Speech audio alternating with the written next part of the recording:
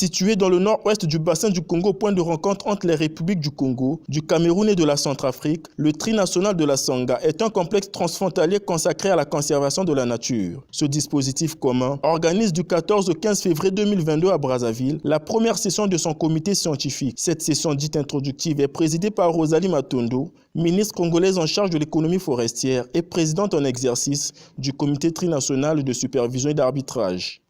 C'est un honneur pour la République du Congo, État partie du trinational de la Sangha avec la République centrafricaine et la République du Cameroun, d'abriter cette première réunion du comité scientifique trinational, une des instances de gouvernance de notre accord de coopération TNS.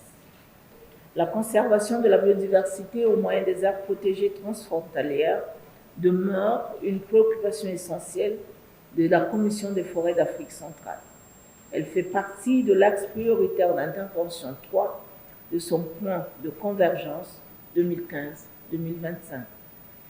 Le trinational de la Sangha est un modèle sous-régional de coopération en matière de gestion des aires protégées transfrontalières.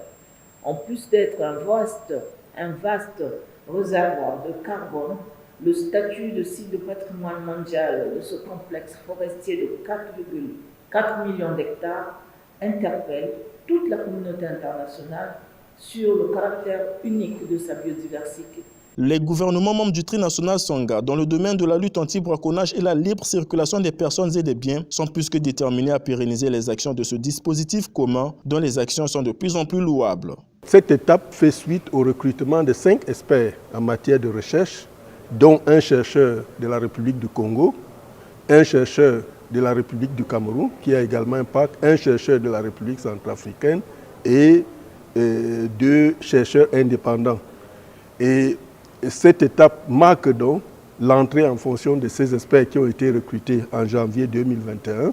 Et donc la présente réunion, qui est appelée première session du comité scientifique, a pour but donc de présenter ces experts, d'élaborer la feuille de route de ce comité scientifique trinational sur la base des enjeux sur le terrain. Et cette recherche va se poursuivre sur l'ensemble de la bande trinationale concernant les 3 packs. Le comité scientifique trinational fait partie d'un ensemble de décisions prises par les 3 pays, c'est-à-dire le Cameroun, le Congo et la RCA, pour la préservation efficace des forêts du bassin du Congo, qui est le 2e poumon de carbone au monde.